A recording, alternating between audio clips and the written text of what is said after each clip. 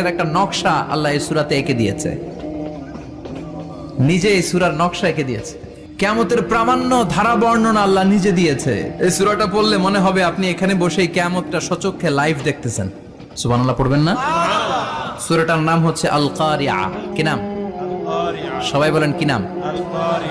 আল কারিয়া মানে হচ্ছে বিকট আওয়াজ, ভয়ঙ্কর আওয়াজ, জাইগান্টিক সাউন্ড, বোম্বাস্টিক মার্কা সাউন্ড। যে সাউন্ড, যে আওয়াজ, যে বিকট শব্দ পৃথিবীর কোনো মানুষ শুনে নাই। The trumpet, the siren, the whistle, বিশাল এক হুইসেল বাজানো হবে। ওই হুইসেল বা সাইরেন বাজানোর ফলে বিকট একটা শব্দে গোটা বিশ্ব ভেঙে খান খান হয়ে যাবে।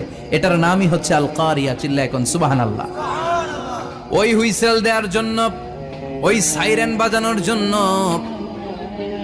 ওই সুরের ভেতরে, সিঙ্গার ভেতরে ফুৎকার দেওয়ার জন্য রব্বুল